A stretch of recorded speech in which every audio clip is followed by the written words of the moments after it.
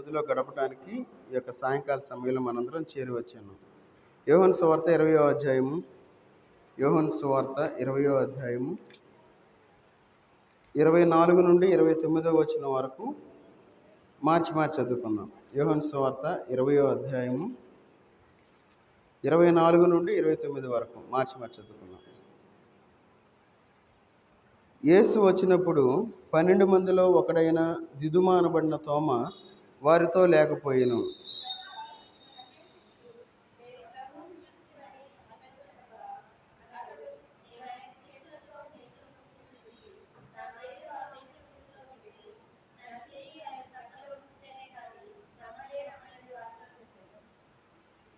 ఎనిమిది దినములైన తరువాత ఆయన శిష్యులు మరలా లోపట ఉన్నప్పుడు తోమా వారితో కూడా ఉండెను. తలుపులు మూయబడి ఉండగా యేసు వచ్చి మధ్యను నిలిచి, మీకు సమాధానము కలుగుగాక అనెను.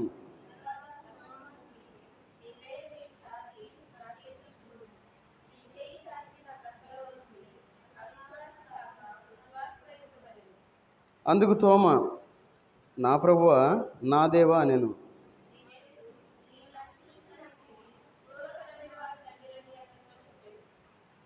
ప్రార్థన చేసుకుందాం. మహోన్నతుడైన దేవా, సర్వాధికారి అయిన దేవా, నీకు వందనాలు తండ్రి.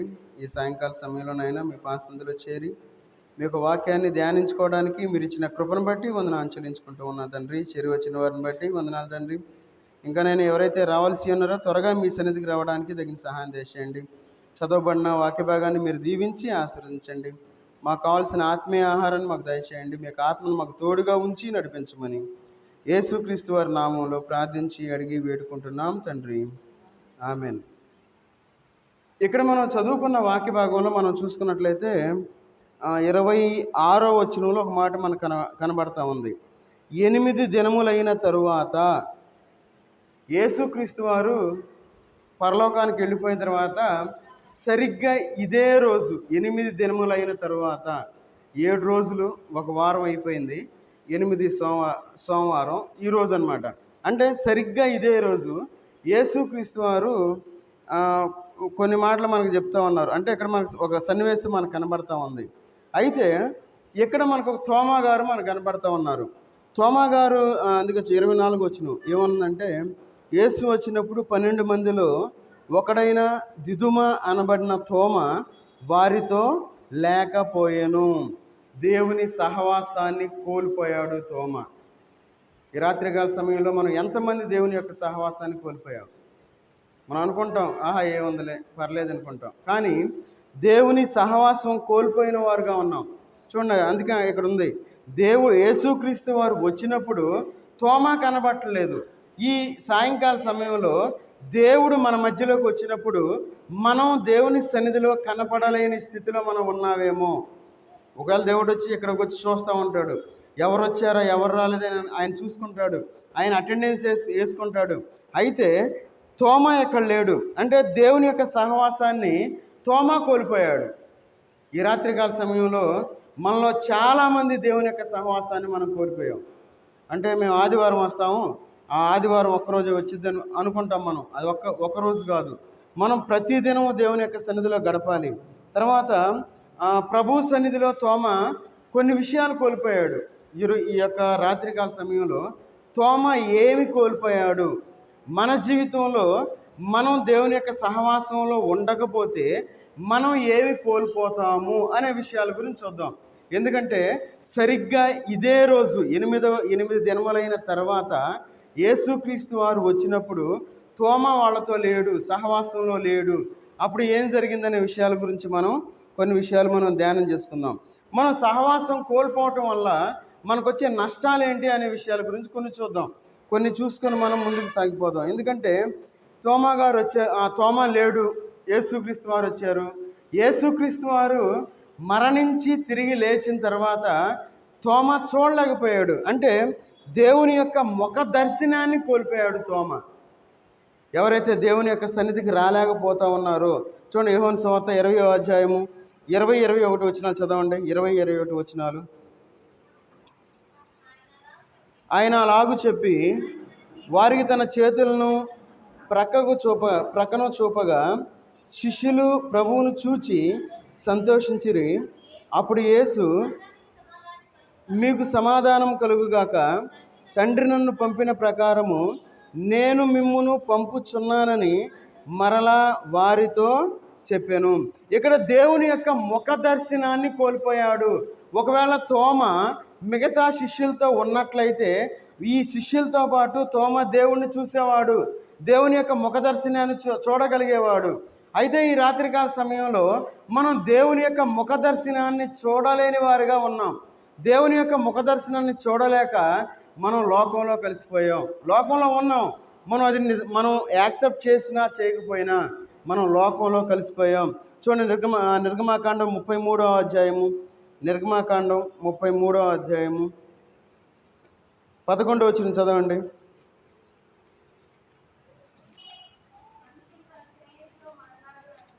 మనుష్యుడు తన స్నేహితులతో మాట్లాడినట్లు యెహోవా మోషేతో ముఖాముఖిగా మాట్లాడెను. తరువాత అతడు పాలెములోనికి తిరిగి వెళ్ళెను. అతని పరిచారకును నూను కుమారుడైన యెహోషువ అను యవనస్తుడు గుడారములో నుండి వెలుపలికి రాలేదు. చూడండి, ఇక్కడ దేవుని యొక్క వాక్య భాగంలో మనుష్యుడు తన స్నేహితునితో మాట్లాడినట్లు యెహోవా మోషేతో ముఖాముఖిగా మాట్లాడాను. చూడండి, దేవుని యొక్క ముఖ దర్శనాన్ని కోల్పోతా ఉన్నాం. దేవుడు మనతో మాట్లాడాలి అని ఆశపడతా ఉన్నాడు దేవుడు. అయితే దేవుని నుండి మనం దూరంగా వెళ్ళిపోతూ ఉన్నాం. దేవుని ముఖ దర్శనం మనకు అవసరం లేదు. నేను లోకంలో ఉంటాను, లోకస్తులతో ఉంటాను, ఏదో కాలక్షేపం చేస్తాను. అయ్యా ఈరోజు బాగా ఎండలేసినాయి కదా, కాసేపు అరుగుల పక్కన కూర్చుంటాను, అరుగుల మీద కూర్చుంటాను, ముచ్చట్లు చెప్పుకుంటా కూర్చుంటాను. ఇంకో ఇది ఉంది, మళ్ళా నేను చూశాను అనుకుంటారు, నేను చూడలేదు. మన జీవితంలో అలాగనే సాగిపోతూ ఉన్నాం. మనం దేవుని ముఖ దర్శనాన్ని చూడవలసిన మనము లోకానుసారంగా ఈ లోకంలో జీవిస్తూ ఉన్నాం. కాబట్టి మన దేవుడు మనతో ముఖాముఖిగా మాట్లాడాలి అని అనుకుంటా ఉంటాడు. అయితే మనం దేవుని దగ్గరికి రాలేని స్థితిలో మనం జీవిస్తూ ఉన్నాం. చూడండి, సంఖ్యాకాండం 12వ అధ్యాయము, సంఖ్యాకాండం 12వ అధ్యాయము 8వ వచనం చదవండి. 12:8. నేను గూఢభావములతో కాదు, దర్శనమిచ్చి ముఖాముఖిగా అతనితో మాట్లాడుదును. అతడు యెహోవా స్వరూపమును నిదానించి చూచును. కాబట్టి నా సేవకుడైన మోషేకు విరోధముగా మాట్లాడుటకు మీరేలా భయపడలేదని. చూడండి, మన దేవుడు ఎట్లాగంటే, నేను గూఢభావములతో కాదు, దర్శనమిచ్చి ముఖాముఖిగా అతనితో మాట్లాడుదును. మన దేవుడు మనతో డైరెక్ట్గా మాట్లాడే దేవుడు. ఆయన ఏదో A+B² అని మనతో మాట్లాడే దేవుడు కాదు. ఆయన E=MC² అని మాట్లాడే దేవుడు కాదు. లేదంటే న్యూటన్ ఫస్ట్ లా అని మనతో మాట్లాడేవాడు కాదు. ఎందుకంటే మనకు ఏం అర్థం కాదుగా, మనకి ఆ లాంగ్వేజ్ మనకు తెలియదుగా, ఆ ఫార్ములాలు మనకు తెలియదుగా. అందుకే ఇక్కడ అంటా ఉన్నాడు ఏమని, నేను గూఢభావములతో కాదు, దర్శనమిచ్చి ముఖాముఖిగా అతనితో మాట్లాడుదును. ఎవరైతే దేవుని సన్నిధికి వస్తారో వారితో దేవుని యొక్క వాక్యం ద్వారా దేవుడు మనతో మాట్లాడతాడు. మరి దేవుడు మనతో మాట్లాడాలి అని ఆశపడుతూ ఉన్నప్పుడు మరి మనం ఎందుకు దేవునితో కనెక్ట్ అవ్వలేకపోతా ఉన్నాం? ఈ లోకంలో మనం జీవించేటప్పుడు దేవుడు ఎన్నోసార్లు ఆయన మన కోసం ఎదురు చూసేవాడుగా ఉన్నాడు. ఆయన మనల్ని పిలిచేవాడుగా ఉన్నాడు. ఆయన మనల్ని దండించేవాడుగా ఉన్నాడు. ఆయన మనల్ని శిక్షించేవాడుగా ఉన్నాడు. అయితే వీటన్నిటిని మనం పక్కన పెట్టి ఏమంటామంటే, అయ్యో దేవుడు మాకే ఎందుకు ఈ కష్టాలు పెట్టాలి, మాకే ఎందుకు ఈ బాధలు పెట్టాలి, మాకే ఎందుకు పెట్టాలి, ఈ అనారోగ్యం ఎందుకు పెట్టాలి అని దేవుని నిందించేవారుగా ఉన్నాం. కాబట్టి మనం తోమా తన యొక్క జీవితంలో దేవుని యొక్క ముఖ దర్శనాన్ని కోల్పోయాడు. అదేవిధంగా మనం కూడా దేవుని యొక్క ముఖ దర్శనాన్ని కోల్పోతూ ఉన్నాం. ఆయన యొక్క ముఖ దర్శనాన్ని మనం కోల్పోతే దేవుడు మనతో ముఖాముఖిగా మాట్లాడాలి అనుకున్నప్పుడు దేవుని యొక్క మాట మనం వినని స్థితిలో మనం ఉంటాం. చూడండి, ద్వితీయోపదేశకాండం 34వ అధ్యాయము, ద్వితీయోపదేశకాండం 34వ అధ్యాయము 12వ వచనం చదవండి. 12వ వచనం చదవండి. 34:12. ఆ బాహుబలమంతటి విషయములోను మోషే ఇశ్రాయేలు జనుల కనుల ఎదుట కలుగజేసిన మహాభయంకర కార్యముల విషయంలోనూ యెహోవాను ముఖాముఖిగా ఎరిగిన మోషే వంటి ఇంకొక ప్రవక్త ఇశ్రాయేలులో ఇది వరకు పుట్టలేదు. చూడండి, మన దేవుడు మనతో ముఖాముఖిగా మాట్లాడాలి. నేను ఒక స్నేహితునితో ఏ విధంగా అయితే మాట్లాడతానో అదే విధంగా నీతో మాట్లాడతాను అని దేవుడు ఇష్టపడతా ఉంటే తోమ మర్చిపోయాడు. లోకంలో కలిసిపోయాడు తోమ. లోకంలో పడి తిరుగుతూ ఉన్నాడు తోమ. లోకంలో తన స్నేహితుల దగ్గరికి వెళ్ళిపోయాడు తోమ. లోకంలో తన పనులు చూసుకుంటూ ఉన్నాడు తోమ. కాబట్టి దేవుని యొక్క ముఖ దర్శనాన్ని కోల్పోయిన వ్యక్తిగా మనకు కనబడతా ఉన్నాడు. ఎందుకంటే దేవుడు మనతో మాట్లాడాలి అని ఆశపడుతూ ఉన్నాడు. అందుకే యెహోవాను ముఖాముఖిగా ఎరిగిన మోషే వంటి ఇంకొక ప్రవక్త ఇశ్రాయేల్లో ఇది వరకు పుట్టలేదు. చూడండి, ఎవరో పుట్టల దేవునితో డైరెక్ట్గా మాట్లాడేవాళ్ళు ముఖాముఖిగా. అయితే మన జీవితంలో చాలా జాగ్రత్తగా ఉండాలి. ఒక అతను యూట్యూబ్లో ఒక స్టేట్మెంట్ పెట్టాడు. ఏమనంటే, దేవుడు నాతో ఏప్రిల్ 28వ తారీఖు దేవుడు నాతో మాట్లాడుతూ ఉన్నాడు. దేవుడు పైన ఒక పరలోక ద్వారాన్ని తెరవబోతా ఉన్నాడు, ఆమేన్ అంటా ఉన్నాడు. నాకు అర్థం కాల, ఏందా పరలోకంలో దేవుడు పరలోకంలో ద్వారాన్ని తెరిసేదేంది? ప్రకటన గ్రంథంలో చూపిస్తూ ఉన్నాడు ఆ వాక్యం. నాకు దేవుడు మాట్లాడుతూ ఉన్నాడు, దేవుడు ఎన్నో క్రియలు జరిగించబోతా ఉన్నాడు అనుకున్నా అని ఆయన చెప్తా ఉన్నాడు. కింద ఆమేన్ ఆమేన్ ఆమేన్ అని పెడతా ఉన్నారు. అనుకున్నా. చూడండి, మనం ఎంత అజ్ఞానులుగా ఉన్నాము. ప్రకటన గ్రంథం యేసుక్రీస్తు వారు వచ్చేటప్పుడు జరిగే విషయాలు అవి. ఆ విషయాలు మనం ఆ విషయాలు అని మనకు తెలియకుండా యేసుక్రీస్తు వారు రేపు పరలోకంలో ఒక ద్వారం తెరుస్తూ ఉన్నారు, నేను ద్వారాన్ని చూశాను, మీరందరూ ఏదో జరగబోతుంది అనే తప్పుడు బోధలు మనం వింటా ఈ లోకంలో మనం జీవిస్తూ ఉన్నాం. చాలా జాగ్రత్తగా ఉండాలి. మన యొక్క జీవితంలో తోమ ఏ విధంగా అయితే దేవుని యొక్క ముఖ దర్శనాన్ని కోల్పోయాడో అదే విధంగా మనం దేవుని యొక్క ముఖ దర్శనాన్ని కోల్పోతూ ఉన్నాం. కాబట్టి ఇలాంటి అబద్ధ మాటలు మనం విన్నప్పుడు టెంప్ట్ అయిపోతూ ఉంటాం. అప్పుడు అనిపించింది మనకు కూడా ఏమనంటే, అమ్మో నిజంగా నేను చూసుంటాడు, ఒకసారి ఆయన ప్రార్థనకు నేను వెళ్ళిపోవాలనుకుంటాం. మనం చాలా జాగ్రత్తగా ఉండాలి. ఈ లోకంలో మనం జీవించేటప్పుడు దేవుని ముఖ దర్శనాన్ని మనం కోల్పోయేవారుగా ఉండకూడదు. తర్వాత చూడండి, యోహాను సువార్త 20వ అధ్యాయము 19వ వచనం చదవండి. 19వ వచనం, 20వ అధ్యాయం 19వ వచనం. ఆదివారం సాయంకాలమున శిష్యులు యూదులకు భయపడి తాము కూడి ఉన్న ఇంటి తలుపులు మూసుకొని ఉండగా యేసు వచ్చి మధ్యన నిలిచి, మీకు సమాధానము కలుగుగాక అని వారితో చెప్పాను. చూడండి, తోమ దేవుని యొక్క ముఖ దర్శనాన్ని కోల్పోయాడని చూసాం. అయితే తోమ సమాధానాన్ని కోల్పోయాడు. జాగ్రత్తగా చూడండి, అక్కడ తోమ ఆ శిష్యులతో పాటు ఉన్నట్లయితే దేవుడిచ్చే సమాధానం తోమకు కూడా వచ్చేది. ఈ సాయంకాల సమయంలో మనం దేవుడిచ్చే సమాధానాన్ని మన ఇండ్లలో కోల్పోతూ ఉన్నాం. మన ఇంటిలో సమాధానం లేదు అంటే దానికి కారణం మనమే. ఎందుకంటే దేవుని ముఖ దర్శనాన్ని చేయవలసిన మనము మన ఇష్టానుసారంగా ఈ లోకంలో జీవిస్తూ ఉన్నాం. దేవుని సన్నిధిలో గడపవలసిన మనము మన ఇష్టానుసారంగా జీవితాన్ని జీవిస్తూ ఉన్నాం. అందుకే చూడండి, యేసు వచ్చి మధ్యన నిలిచి మీకు సమాధానము కలుగుగాక అని వారితో చెప్పాను. చెప్పినప్పుడు తోమ లేడు అక్కడ. తోమ సమాధానాన్ని కోల్పోయాడు. సమాధానం లేని వ్యక్తిగా ఉన్నాడు తోమ. ఈ రాత్రికాల సమయంలో మనం కూడా మన జీవితాల్లో లేదంటే మన కుటుంబాల్లో సమాధానం లేని స్థితి ఉన్నది అంటే దానికి కారణం మనమే. సమాధానం లేని స్థితికి మనమే కారణం. మనం సమాధానం కలిగి ఉండాలి. మన ఇంట్లో మనందరం కలిసి జీవించాలి. సమాధానకరమైన సువార్తను మనం వినేవారుగా ఉండాలి. ఈ లోకంలో మనం జీవించేటప్పుడు మన ఇష్టానుసారంగా మనం జీవిస్తూ ఉన్నాం. కాబట్టి మన జీవితాల్లో సమాధానం కోల్పోయిన వారుగా ఈ లోకంలో జీవిస్తూ ఉన్నాం. చూడండి, రోమిలికి రాసిన పత్రిక 5వ అధ్యాయము, రోమిలికి రాసిన పత్రిక 5వ అధ్యాయము 10వ వచనం చదవండి. ఏలయనగా కుమారుని మరణం ద్వారా మనము దేవునితో సమాధాన పరచబడిన పక్షమున సమాధాన పరచబడిన వారమై ఆయన జీవించుట చేత మరి నిశ్చయముగా రక్షింపబడుదుము.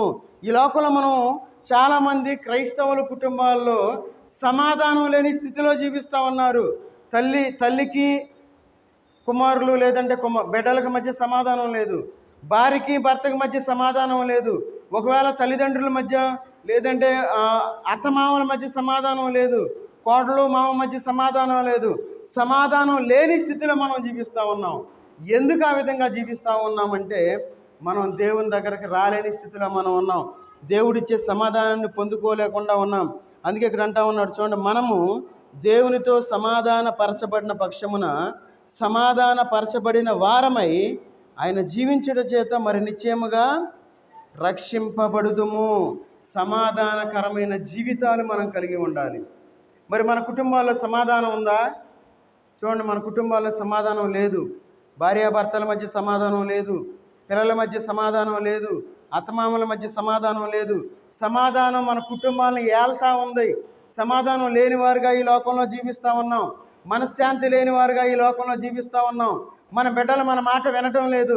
లేదంటే మన యొక్క భార్య, లేదంటే మన యొక్క భర్త మన మాట వినకుండా వారి ఇష్టానుసారంగా ఈ లోకంలో జీవిస్తూ ఉన్నారు.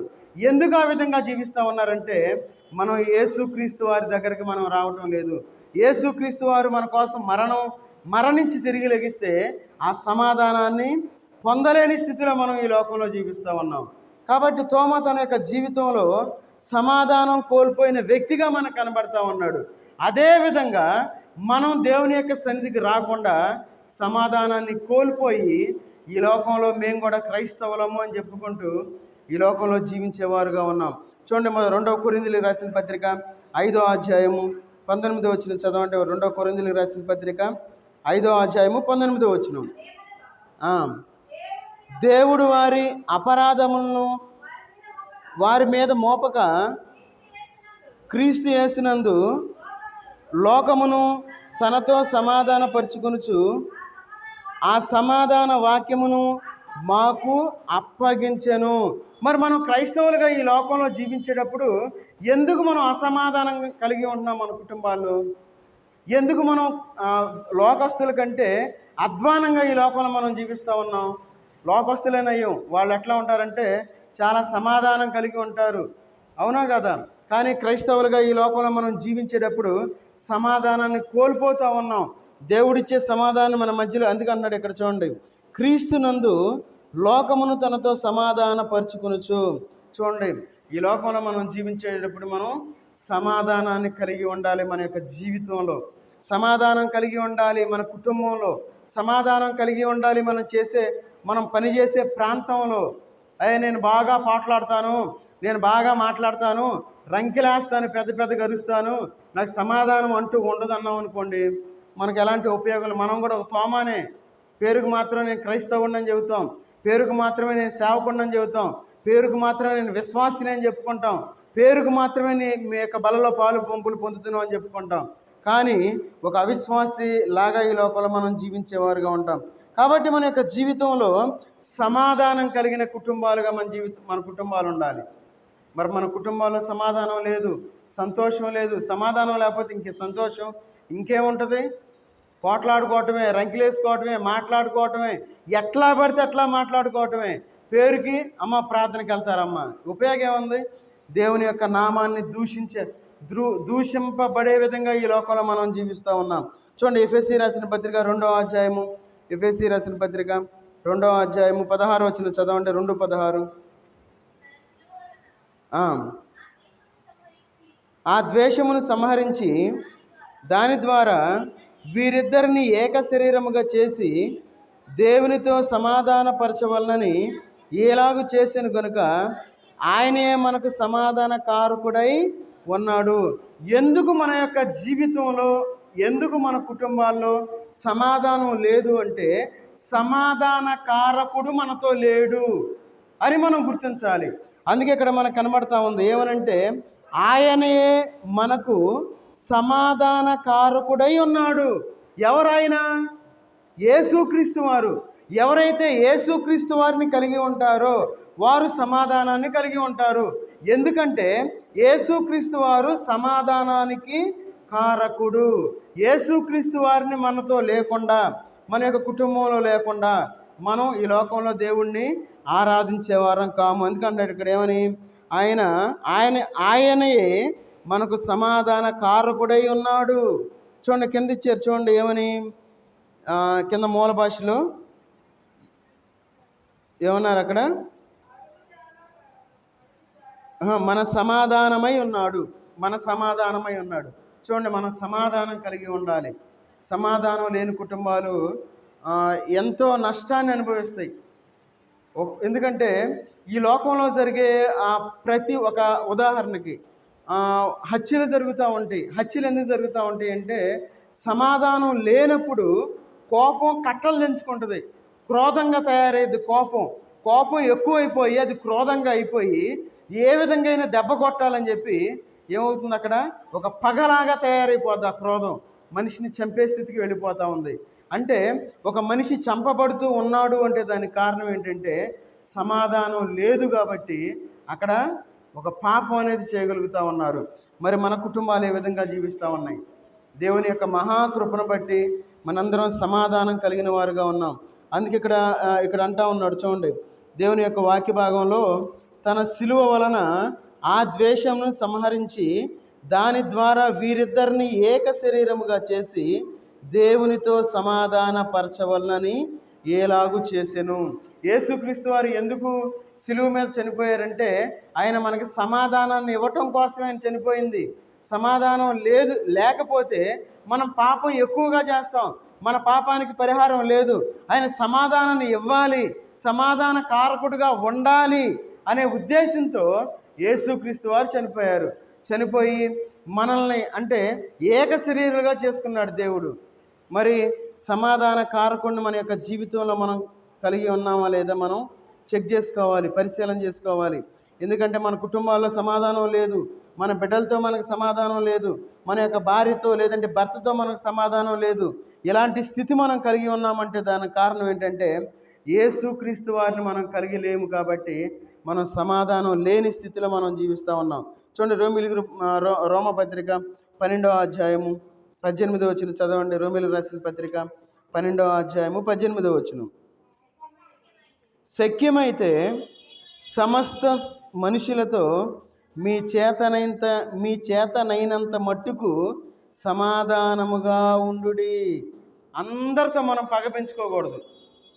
ఇంకో విషయం, కొన్ని యూట్యూబ్లో కొన్ని వీడియోస్ చూస్తూ ఉన్నాం. పాపం ఆ సేవకుడు ఏం చెబుతాడో కానీ కుర్చీలు తీసుకొని మీదకి వచ్చేస్తూ ఉన్నారు. ఇప్పుడు విశ్వాసులు ఆ విధంగా తయారైపోయారు. ఎట్లా ఉందంటే వారికి ఇష్టమైన బోధ బోధించాలి.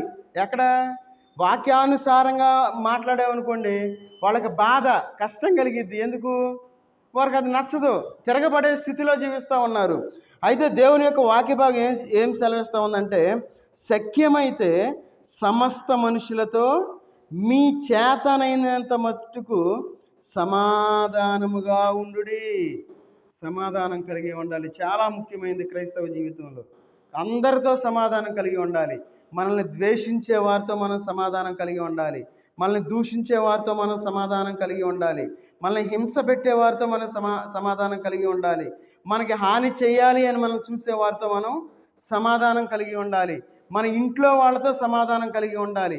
మన రక్త సంబంధికులతో మనం సమాధానం కలిగి ఉండాలి. ఇవన్నీ వదిలేసి నేను క్రైస్తవుడిని, నేను క్రైస్తవురాలిని అని ఈ లోకంలో చెప్పుకుంటూ ఉంటే ఎలాంటి ఉపయోగం లేదు. మన జీవితంలో అందరితో సమాధానం కలిగి ఉండాలి అని చెప్పి దేవుని యొక్క వాక్య భాగం మనకు సెలవిస్తూ ఉంది. ఎందుకు మనం సమాధానం కలిగి ఉండాలంటే తోమా తన యొక్క జీవితంలో చూడండి, యోహాను సువార్త 20వ అధ్యాయము 20 వచనం చదవండి. 20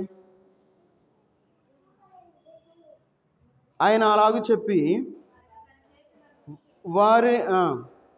వారికి తన చేతులను ప్రక్కన చూపగా శిష్యులు ప్రభువును చూచి సంతోషించిరి. తోమా సమాధానం లేదు, తర్వాత సంతోషాన్ని కోల్పోయాడు తోమా. మిగతా శిష్యులు సంతోషంగా ఉన్నారు, తోమా సంతోషంగా లేడు. ఈ లోకంలో దేవుని యొక్క సన్నిధికి వచ్చే ప్రతి ఒక్కరూ ఖచ్చితంగా సంతోషంగా ఉంటారు. ఎందుకంటే దేవుని యొక్క ప్రభావం అలాంటిది. ఆయన ప్రభావం మనలో ఉంటుంది కాబట్టి మనం ఖచ్చితంగా సంతోషంగా ఉంటాం. చూడండి, ఇక్కడ తోమా సంతోషాన్ని కోల్పోయిన వ్యక్తిగా ఉన్నాడు. ఈ ఆ భాగ్యాన్ని కోల్పోయాడు. ఈ లోకంలో సంతోషంగా ఉండడం అనేది ఒక భాగ్యము అని మనం గుర్తుపెట్టుకోవాలి. ఈ లోకంలో ఎంతమంది సంతోషంగా ఉన్నారు? ఎవరైతే సమాధానాన్ని కలిగి ఉంటారో వారు సంతోషంగా ఉంటారు. ఎందుకంటే వాళ్ళకి ఎలాంటి బాధ ఉండదు. ఎవరితో ఎలాంటి పగ ఉండదు, ఎవరు వచ్చి ఏం చేస్తారనే భయం ఉండదు. కాబట్టి వారు ఈ లోకంలో సంతోషంగా ఉండడానికి అవకాశం ఉంది. చూడండి, కీర్తన గ్రంథం 16వ అధ్యాయము 11వ వచనం చదవండి. కీర్తన గ్రంథం 16వ అధ్యాయము 11వ వచనం. జీవ మార్గమును నీవు నాకు తెలియజేసేదవు, నీ సన్నిధిని సంపూర్ణ సంతోషము కలదు, నీ కుడి చేతిలో నిత్యము సుఖములు గలవు. చూడండి, సంతోషం ఎక్కడుంది?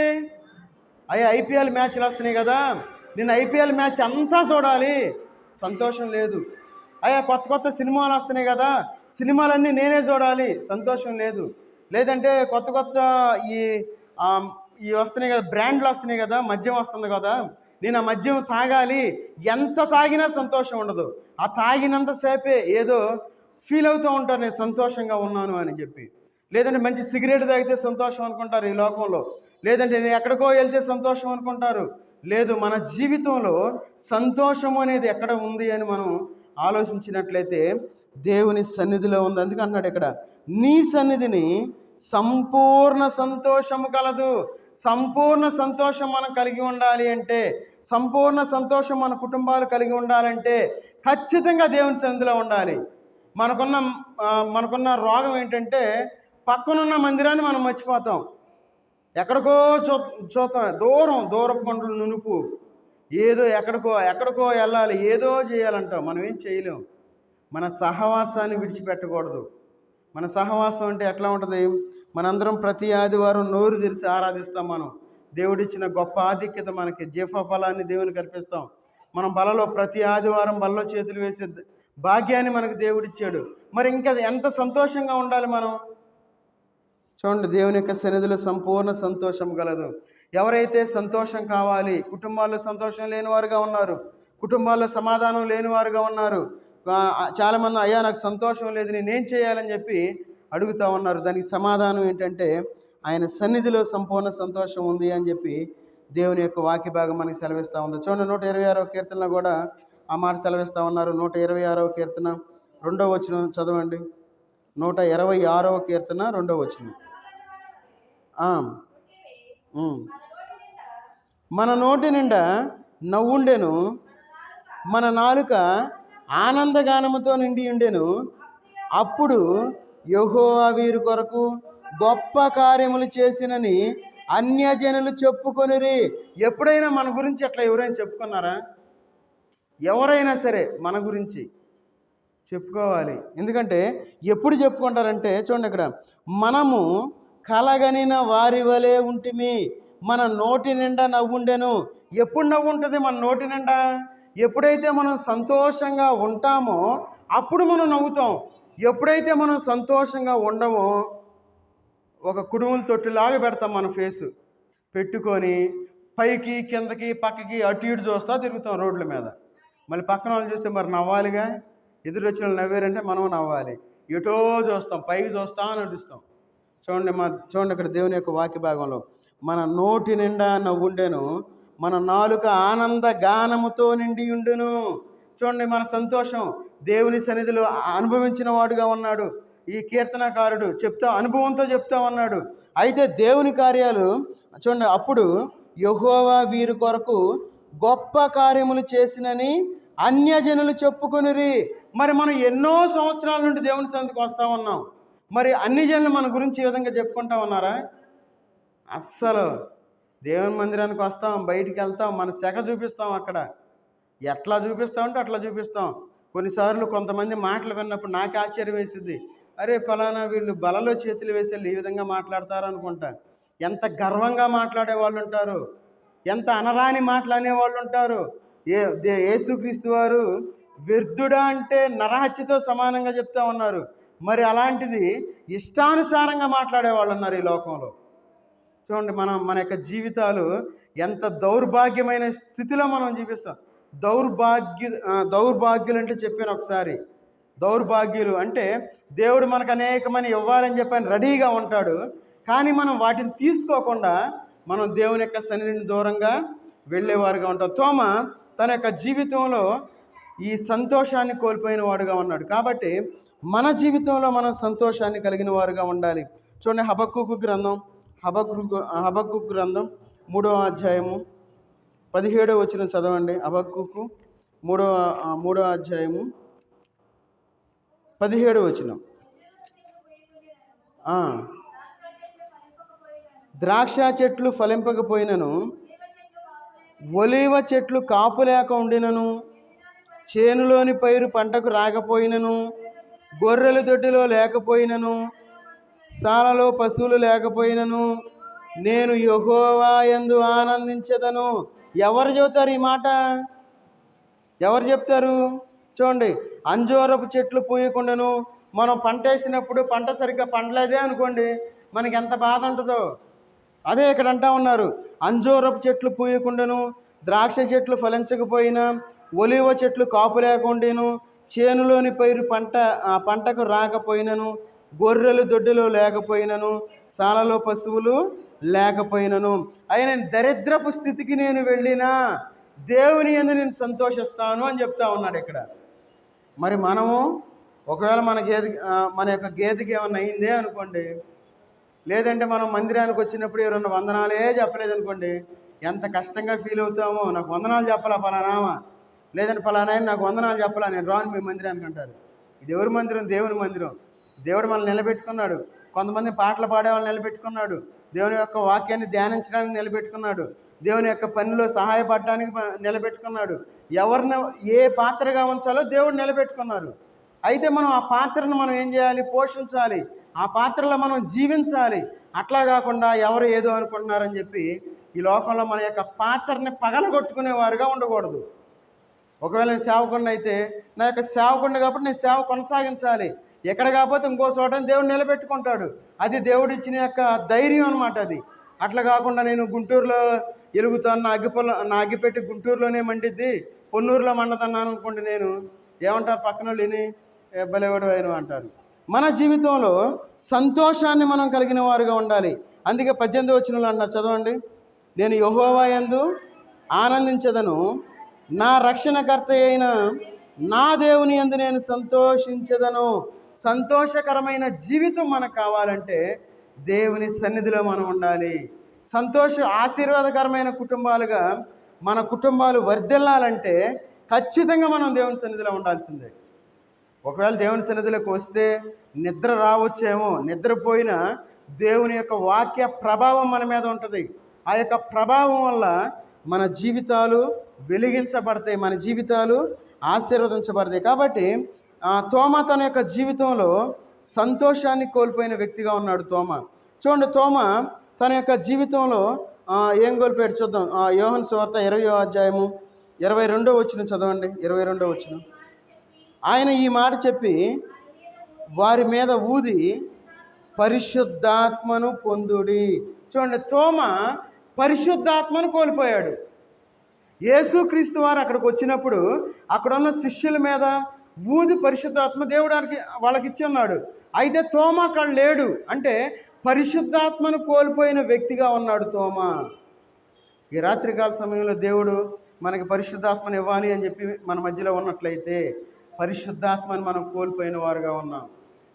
దేవుడు మనతో ఉంటాడు, ఆయన మన పక్కనే ఉంటాడు, మనల్ని నడిపిస్తూ ఉంటాడు, మనల్ని చేత పట్టుకుంటాడు, ఆయన మనల్ని ఎత్తుకుంటాడు. ఆయన అంత ప్రేమ కలిగిన దేవుడు ఆయన. మరి ఎంత ప్రేమ కలిగిన దేవుని దగ్గరికి మనం ఎందుకు రాలేకపోతా ఉన్నాం? ఎక్కడైనా ఒక ఎకరం రాసేస్తారంటే ఒక నెల రోజులైనా కంటిన్యూగా వెళ్తాం, అప్లికేషన్లు పెడతాం, దాని తగ్గ పోరాటం మనం చేస్తాం. ఎందుకు? ఆ ఎకరం పొలం కోసం, స్థలం కోసం. మరి దేవుడు మనల్ని దీవిస్తాను అని చెప్తా ఉంటే, దేవుడు మనకి సంతోషాన్ని ఇస్తానని చెప్తా ఉంటే, దేవుడు మనకు సమాధానాన్ని ఇస్తానని చెప్తా ఉంటే, దేవుడు మనకు పరిశుద్ధాత్మని ఇస్తానని చెప్తా ఉంటే, మాకన్నీ అవసరం లేదని చెప్పి ఈ లోకంలో మనం జీవించేవారుగా ఉన్నాం. తోమా అలాంటి జీవితాన్ని జీవిస్తూ ఉన్నాడు. తోమా పరిశుద్ధాత్మను కోల్పోయిన వ్యక్తిగా ఉన్నాడు. అందుకే చూడండి, ఇక్కడ యేసుక్రీస్తు వారు వచ్చి యేసుక్రీస్తు వారు ఏమంటా ఉన్నారు అక్కడ? వారికి పరిశుద్ధాత్మను పొందుడి అంటే పరిశుద్ధాత్మను ఇచ్చి ఉన్నారు అక్కడ. తోమా పరిశుద్ధాత్మను పొందని స్థితిలో ఉన్నాడు, కోల్పోయాడు పరిశుద్ధాత్మని. మరి మనం కూడా పరిశుద్ధాత్మను కోల్పోతూ ఉన్నామేమో దేవుని యొక్క సన్నిధికి రాకుండా. మరి మనం వాక్యపు వెలుగులో మనం పరిశీలన చేసుకోవాలి. అందుకే చూడండి, లోకాసువార్త 10వ అధ్యాయము 13వ వచనం చదవండి. ఉమ్. మీ మధ్య చేయబడిన అద్భుతములు తూరు సీదోను పట్టణంలో చేయబడిన పక్షమున ఆ పట్టణముల వారు పూర్వమే గోనె పట్ట కట్టుకొని బూడిద వేసుకొని కూర్చుండి మారు మనసు పొంది ఎందురు అయినా చాలు. ఇక్కడ మనం చదువుకున్న వాక్య భాగంలో చూడండి, దేవుడు ఎన్నో కార్యాలు చేస్తూ ఉన్నాడు. ఆయన మనం ఏం చేస్తున్నామంటే పరిశుద్ధాత్మ కార్యాలు మనం గుర్తించలేని స్థితిలో మనం ఉన్నాం. పరిశుద్ధాత్ముడు మనలో ఉన్నాడు.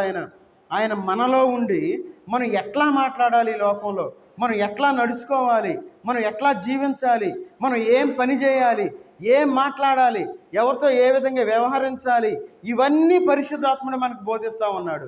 ఒకవేళ మనం తప్పు చేస్తే పరిశుద్ధాత్ముడు మనం హెచ్చరించేవాడుగా ఉన్నాడు. అబ్బాయి, నువ్వు చేసేది తప్పు, నువ్వు ఒక విశ్వాసివి, నువ్వు అవిశ్వాసిలాగా జీవిస్తూ ఉన్నావు, నీ పద్ధతి మార్చుకో అని చెప్పి పరిశుద్ధాత్ముడు మనతో మాట్లాడేవాడుగా ఉన్నాడు. అయితే మనం పరిశుద్ధాత్మని మనం పక్కన పెట్టేశాం. అసలు మనకు ఆ విషయం మనకు గుర్తే లేదు. అందుకే అక్కడ మనం చదువుకున్న వాక్య భాగంలో ఏమంటా ఉండొచ్చు, ఆ పట్టణముల వారు పూర్వమే గోనె పట్ట కట్టుకొని బూడిద వేసుకొని కూర్చుండి మారు మనసు పొంది ఉండురు. చూడండి, ఎన్నిసార్లు మనం దేవుని యొక్క వాక్యాన్ని విన్నా మనకు మారు మనసు లేదు. ఎన్నిసార్లు దేవుడు వాక్యం చేత మనల్ని హెచ్చరించినా మనకు మారు మనసు లేదు. ఎవరైతే మారు మనసు పొందుతారో వాళ్ళు బాప్తిస్మం తీసుకోవాలి. మరి ఇన్ని సంవత్సరాలు మనం ఎందుకు బాప్తిస్మం తీసుకోవాలా? మనం అంతే ఉన్నాం. చాలా జాగ్రత్తగా ఉండాలి.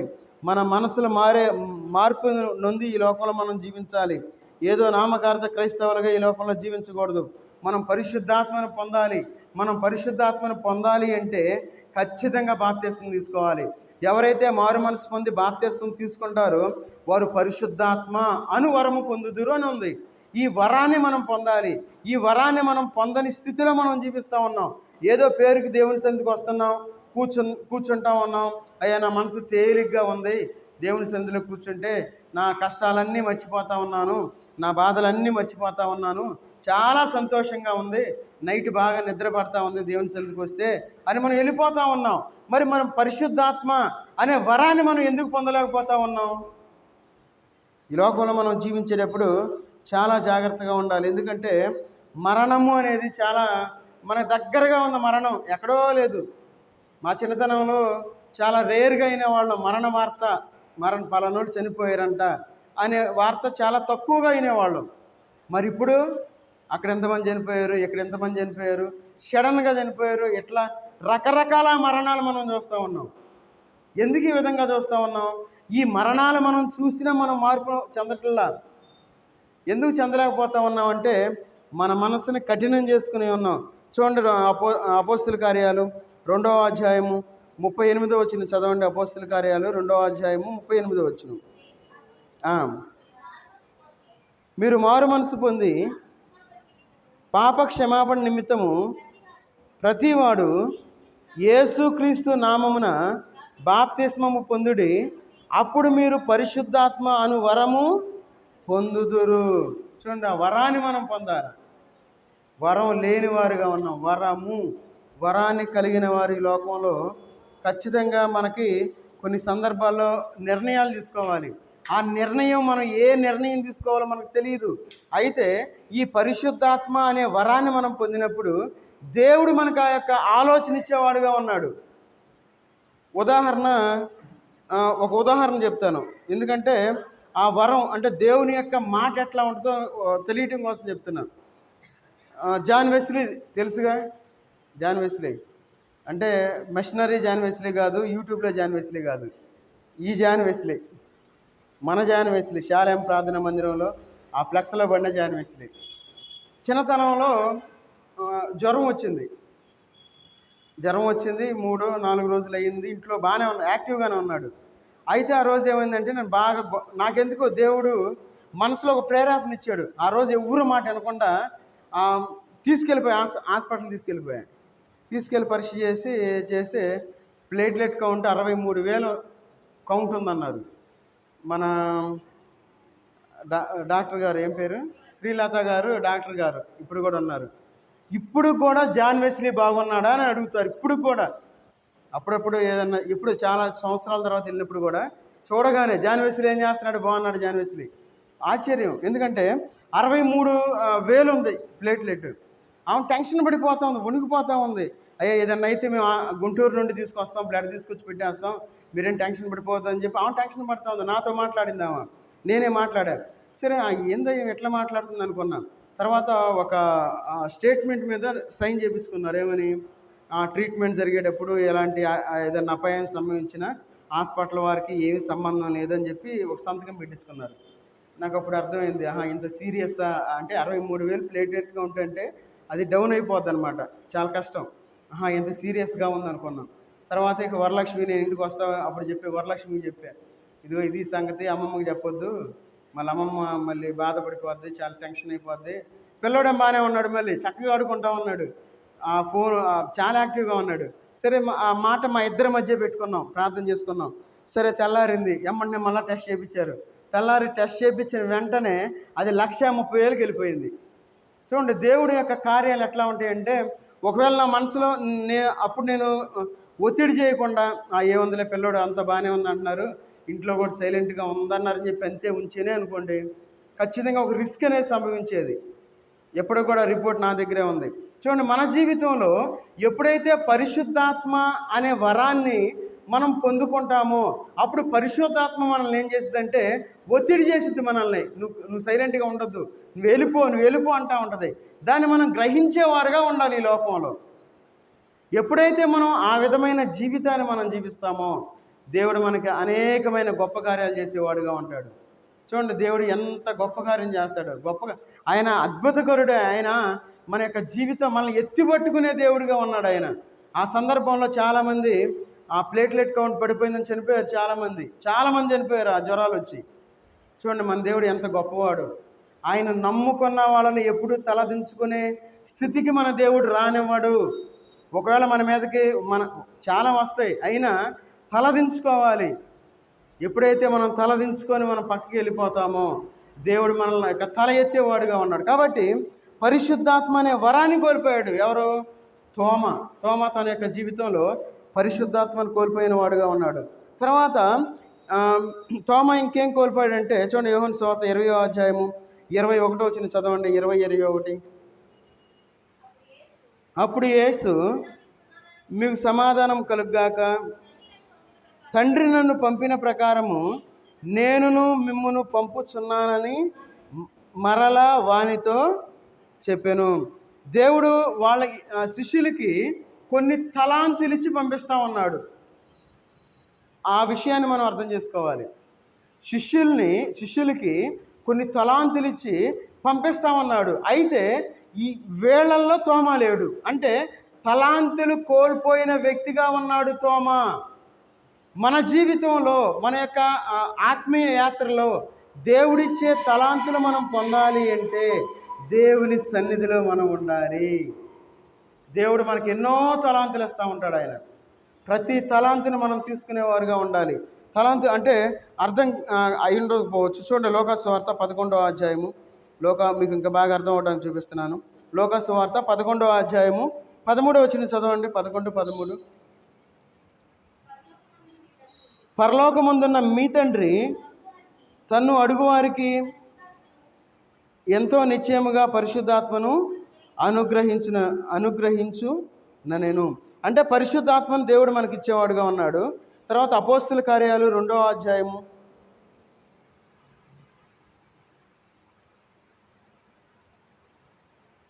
మత్తయి సువార్త 10వ అధ్యాయము, 5, 6, 7 వచనాలు చదవండి. ఆయన ఇచ్చే తలాంతులు ఎట్లా ఉంటాయో మనం చదువు. చదువు.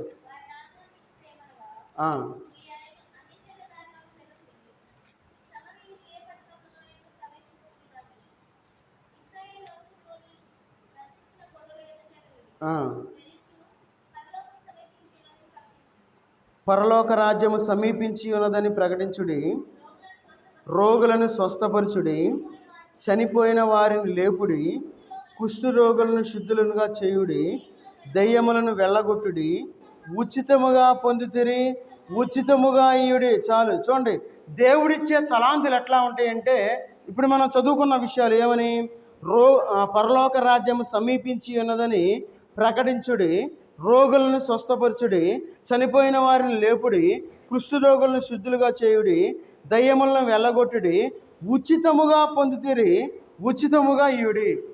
ఈ మధ్యకాలంలో మనం VBS పెట్టుకుందాం అని ఒక ఆలోచన వచ్చింది. పిల్లలకి, చిన్నపిల్లలకి VBS పెట్టుకోవాలి అనుకుంటే ఆ పెట్టే వ్యక్తికి 6,000 ఇవ్వాలంట అన్నారు. అయితే వద్దు, మనకి డబ్బులు ఇచ్చి చేసే ఇది మనకు వద్దు, మనం 6,000 ఇచ్చి మనం పెట్టించే అంత ఇది లేదు. దేవుడు ఎవరినైనా నడిపిస్తారు, దేవుడు నడిపిస్తాడు, మనకి ఇబ్బంది ఏమి లేదు, ఆ టైం వచ్చినప్పుడు జరిగిద్ది. చూడండి, ఎందుకు ఈ మాట చెప్తా ఉన్నానంటే, దేవుడు ఒక తలాంతును మనకి ఇచ్చినప్పుడు ఆ తలాంతును మనం ఏం చేయాలి? అందుకంటున్నాడు ఇక్కడ స్పెసిఫిక్గా చెప్తా ఉన్నాడు, ఏమని? ఉచితముగా పొందితిరి, ఉచితముగా ఇయ్యుడి. వాక్యం వినాలంటే రిజిస్ట్రేషన్ కావాలి. కొన్ని చోట్ల చూడండి, రిజిస్ట్రేషన్ చేయించుకొని లోపలికి వెళ్ళాలి. మీకు తెలిసలేదు, పెద్ద పెద్ద ఆడిటోరియంలో పెడతా ఉంటారు. పెద్ద పెద్ద ఈ కార్పొరేట్ సేవకులు వాళ్ళ దగ్గరికి వెళ్ళాలంటే ఎంత కట్టాలి? 1,000 రూపాయలు లేదంటే 2,000 మనం డబ్బులు కట్టి మన పేరు అక్కడ రాపించుకొని లోపలికి వెళ్ళాలి. వాళ్ళు చెప్పేది దేవుని వాక్యమే, మనము చెప్పేది దేవుని వాక్యమే. మరి ఎందుకు మనం అట్లా చేయాలి? ఇదొక బిజినెస్ అయిపోయింది, ఇదొక వ్యాపారం అయిపోయింది. మనం గుర్తించటం లేదు అంటే మనం మన యొక్క ఆత్మీయమైన నేత్రాలు మూసుకుపోయినాయి అని అర్థం మనకి. ఒకవేళ మనం అనుకుంటాం పలానోళ్ళు ఎక్కడో పెద్ద సేవ చేస్తున్నారు అని మనం పంపిస్తాం. నా చిన్నతనంలో మా అమ్మ అట్లానే పంపిస్తూ ఉండేది, ఏమి లేకపోయినా 1,000 పంపిస్తూ ఉండేది. నాకు అప్పుడేం తెలియదు, మనకు మందిరం ఉంది, మనం సేవలో ఉన్నాం, మన మందిరాన్ని డెవలప్ చేసుకున్నాం, అంత లేదు. ఎవరో ఏదో చేస్తున్నారని చెప్పి ఎక్కడికో 1,000 పంపించే స్థితిలో అప్పుడే ఉన్నాం మేము కూడా ఉన్నాం. ఎందుకంటే మనం ఆత్మీయంగా ఎప్పుడైతే గుడ్డివారుగా ఉంటామో అప్పుడు అలాంటి పనులు మనం చేస్తూ ఉంటాం. అందుకే ఇక్కడ ఏమంటా ఉన్నారు? ఉచితముగా పొందుతిరి, ఉచితముగా ఇయుడి. మన జీవితంలో దేవుడిచ్చే తలాంతులు ఏంటంటే ఇవన్నీ దేవుడిచ్చేవాడుగా ఉన్నాడు మనకి. మనం ప్రార్థన చేస్తే ఖచ్చితంగా కార్యాలు జరుగుతాయి, గ్యారంటీ అది, దాంట్లో డౌటే లేదు. దేవుడు మన మందిరంలో అనేకమైన గొప్ప కార్యాలు చేస్తూ ఉన్నాడు. కాబట్టి మనం దాన్ని గ్రహించి ఈ లోకంలో మనం ముందుకు సాగిపోయేవారుగా ఉండాలి.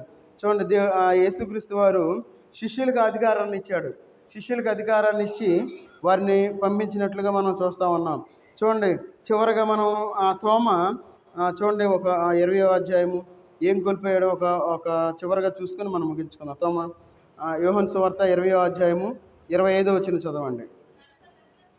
కనుక తక్కిన శిష్యులు మేము ప్రభువును చూచితమని అతనితో చెప్పగా అతడు, నేను ఆయన చేతుల్లో మేకుల గుర్తును చూచి నా వేలు ఆ మేకుల గుర్తుల్లో పెట్టి నా చెయ్యి ఆయన ప్రక్కలో ఉంచితేనే కానీ నమ్మనని వారితో చెప్పాను.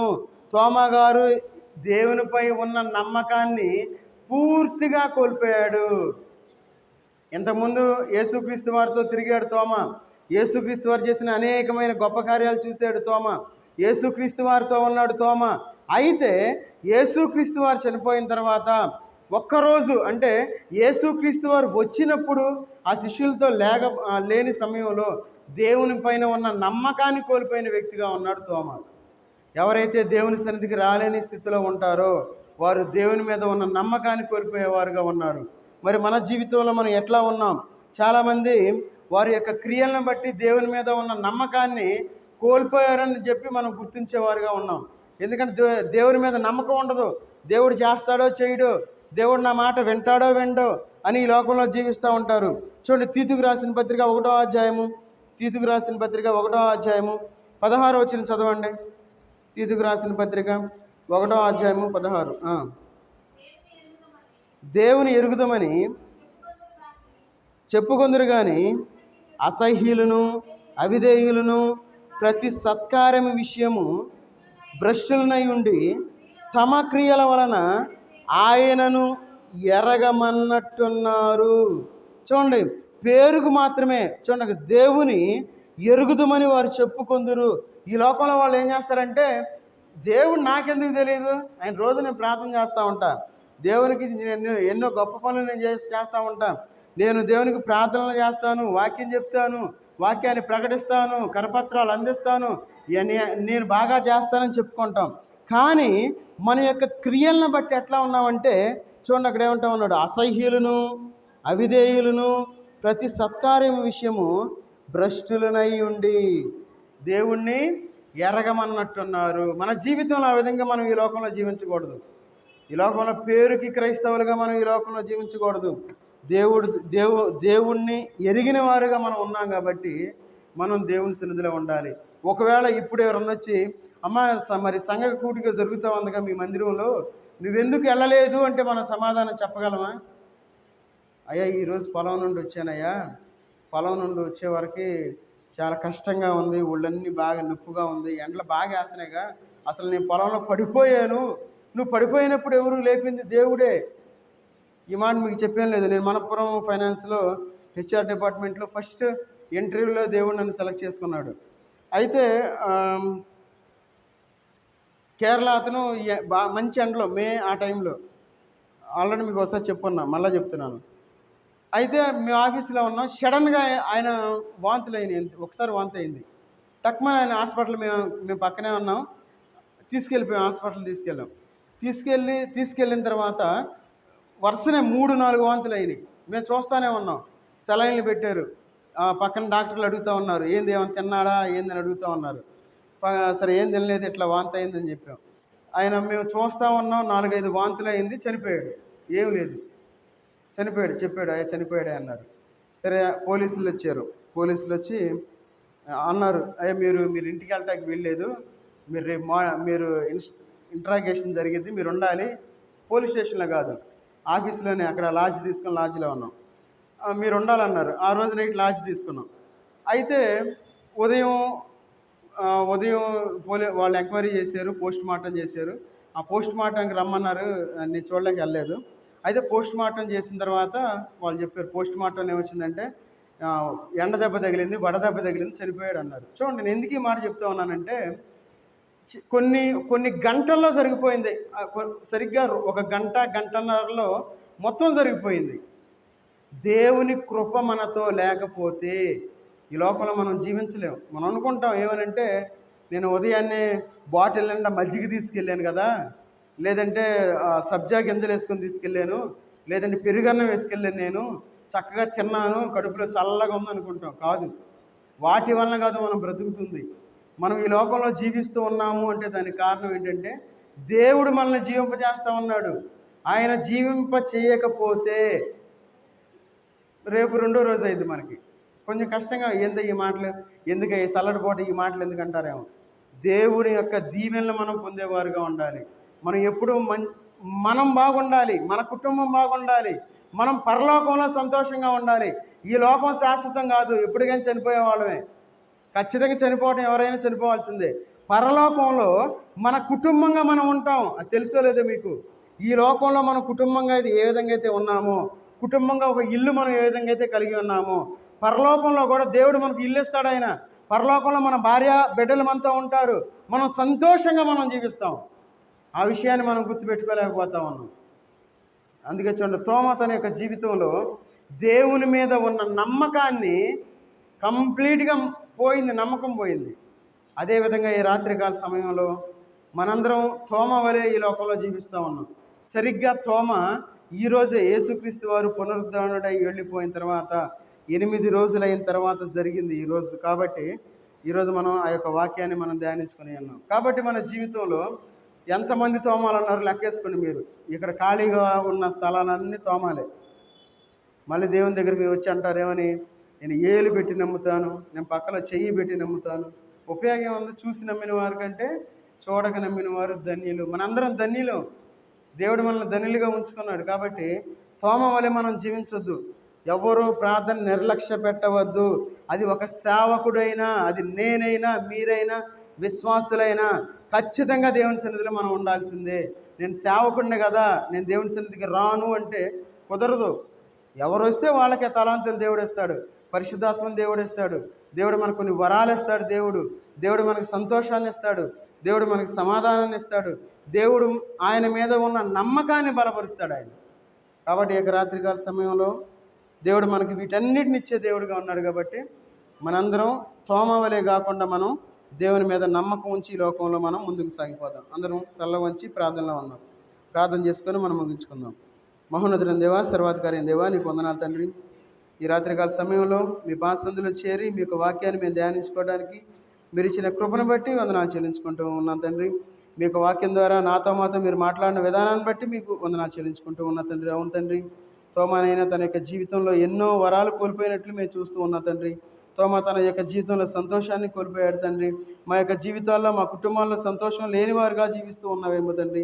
అయ్యా, సంతోషం లేని కుటుంబాలను మీరు జ్ఞాపకం చేసుకుందండి. ఆ కుటుంబాల్లో సంతోషాన్ని ఇవ్వమని అడుగుతూ ఉన్నా తండ్రి. ఎవరైతే కుటుంబాల్లో అయితే సమాధానం లేని స్థితిలో జీవిస్తూ ఉన్నారో ఆ కుటుంబాల సమాధానం దయచేయమని అడుగుతూ ఉన్నా తండ్రి. ఎవరైతే మీ మీద నమ్మకం లేని వారుగా జీవిస్తూ ఉన్నారో తండ్రి, మీ మీద నమ్మకంతో మీ సన్నిధికి వచ్చేవారుగా ఉండడానికి తగిన సహాయం చేసింది తండ్రి. ఇంకా ఎవరైతే పరిశుద్ధాత్మ వరాన్ని కోల్పోయారో తండ్రి, వారికి మరలా పరిశుద్ధాత్మని ఇవ్వమని అడుగుతూ ఉన్నా తండ్రి. అవును తండ్రి, మా యొక్క జీవితంలోనైనా మీరు మా దగ్గర ఉండి మమ్మల్ని నడిపించే దేవుడుగా ఉన్నారు తండ్రి. అవునైనా తోమ తన యొక్క జీవితంలో ఏ విధంగా మీ దగ్గరకు వచ్చినైనా మిమ్మల్ని టచ్ చేసి ఏ విధంగా నమ్మాడు, ఆ విధంగా కాకుండానైనా మేము విశ్వాసంతో మీ వైపు చూసేవారుగా ఉండడానికి తగిన సహాయం చేసింది తండ్రి. అయ్యా, మేము పరిశుద్ధులుగా ఈ లోకంలో జీవించలాగా తగిన సహాయం చేసింది తండ్రి. ఇక్కడ చేరిన ప్రతి కుటుంబాన్ని మీరు జ్ఞాపకం చేసుకుని తండ్రి. ఎవరైతే అనారోగ్యంతో బాధపడుతూ ఉన్నారో వారిని మీరు జ్ఞాపకం చేసుకోండి. వారికి సంపూర్ణమైన ఆరోగ్యాన్ని కలిగించండి తండ్రి. ఎండ వేడిమి చేత ఎవరైతే నీరసాన్ని కలిగి ఉన్నారు తండ్రి, వారిని జ్ఞాపకం చేసుకోండి, బలాన్ని కలుగు చేయండి. ఎవరైతేనైనా షుగర్తో బాధపడుతూ ఉన్నారు తండ్రి, ఎవరైతే బీపీతో బాధపడుతున్నారో ప్రతి బిడ్డను మీరు జ్ఞాపకం చేసుకుని తండ్రి, వారికి కావాల్సిన ఆరోగ్యాన్ని కలిగించమని అడుగుతూ ఉన్నాను తండ్రి. యవన బిడ్డలను మీరు జ్ఞాపకం చేసుకుని తండ్రి, యవన బిడ్డలు మీ సన్నిధికి రావడానికి తగిన సహాయం చేయండి తండ్రి. ఇంకా ఎవరైతేనైనా మీకు సహవాసాన్ని కోల్పోయిన వారుగా ఉన్నారు తండ్రి, ప్రతి ఒక్కరిని మీరు జ్ఞాపకం చేసుకుని తండ్రి. మీ యొక్క సహవాసంలోనైనా ఇంతకుముందు ఎవరైతే ఉన్నారో ప్రతి ఒక్కరినైనా వారు మనస్సు మార్చుకొని మారు మనసు పొంది మరలా మీ సన్నిధికి రావడానికి తగిన సహాయం చేసింది తండ్రి. మరలా మిమ్మల్ని ఆరాధించేవారుగా ఉండడానికి తగిన సహాయం చేసింది తండ్రి. మరలా వారు ఆ తప్పు తెలుసుకుని అయినా మీ సన్నిధికి వచ్చి ఆశీర్వదించబడేవారుగా ఉండడానికి తగిన సహాయం దయచేయమని అడుగుతూ ఉన్నా తండ్రి. ఇంకానైనా మా యొక్క జీవితాల్లో ప్రతిక్షణం మమ్మల్ని కాచి కాపాడుతూ సజీవుల లెక్కలో ఉంచుకున్న విధానాన్ని బట్టి మీకు వందనాలు చెల్లించుకుంటూ ఉన్న తండ్రి. ఇంకా అదేవిధంగానైనా ప్రతి కుటుంబంలో మీరు చేస్తున్న అద్భుత ఆశ్చర్య కార్యాలను బట్టి మీకు వందనాలు చెల్లించుకుంటూ ఉన్న తండ్రి. అయ్యా, తోమ ఏ విధంగా అయితే తన యొక్క జీవితంలో ఎన్నో కోల్పోయిన వాడుగా ఉన్నాడు తండ్రి. మా యొక్క జీవితాల్లో తోమవలే కాకుండానైనా విశ్వాసంతో మీ యొక్క సన్నిధిలో ఉండి నిరీక్షించినైనా వాటన్నిటిని మేము పొందులాగా తగిన సహాయం చేసింది తండ్రి. ఇంకా నేను ఎవరైతే వివాహాలు అవి ఉన్నాయోనైనా వారికి గర్భఫలాన్ని ఇవ్వమని అడుగుతూ ఉన్నా తండ్రి. అయ్యా, వృద్ధాప్యంలో ఉన్న బిడ్డలను మీరు జ్ఞాపకం చేసుకుని తండ్రి, వారు మీ యొక్క సన్నిధికి రావాలని ఆశ కలిగిన వారుగా ఉన్నారు తండ్రి. వారి యొక్క ఆశను తృప్తిపరచమని అడుగుతూ ఉన్నా తండ్రి. ఇంకా నేను ఎవరైతే మీ సన్నిధికి రాకుండా ఉన్నారో వారిని క్షమించమని అడుగుతూ ఉన్నా తండ్రి. వారు మరి ఒకసారి మీ సన్నిధికి రావడానికి తగిన సహాయం చేయండి తండ్రి. అయ్యా, ప్రతి బిడ్డను మీరు జ్ఞాపకం చేసుకుని తండ్రి. అయ్యా, మీరు క్షమించే దేవుడిగా ఉన్నారు తండ్రి. అయ్యా, ప్రతి కుటుంబానికి సమాధానాన్ని కలుగు చేయండి, సంతోషాన్ని కలుగు చేయండి తండ్రి. వారికి ఉన్న ప్రతి సమస్యను తీసివేయండి తండ్రి. ప్రతి ఆర్థిక సమస్యను తీసివేసినైనా వారు సంతోషంతో ఈ లోకంలో జీవించలాగినా తగిన సహాయం చేయండి తండ్రి. ఇప్పటివరకునైనా మీరు మాతో ఉండి మమ్మల్ని నడిపించినందుకు మీకు వందనాలు చెల్లించుకుంటూ యేసుక్రీస్తు వారి నామంలో ప్రార్థించి అడిగి వేడుకుంటున్నాం తండ్రి. ఆమెన్. మన తండ్రి అయిన దేవుని యొక్క ప్రేమయు, కుమారుడైన యేసుక్రీస్తు వారి కృపయు, పరిశుద్ధాత్మ యొక్క అన్యోన్య సహవాసము ఇక్కడ చేరిన మనకు తను ప్రేమించి వారందరికీ సదాకాలం తోడై ఉండి నడిపించునుగాక. ఆమెన్. అందరికీ వందనాలు.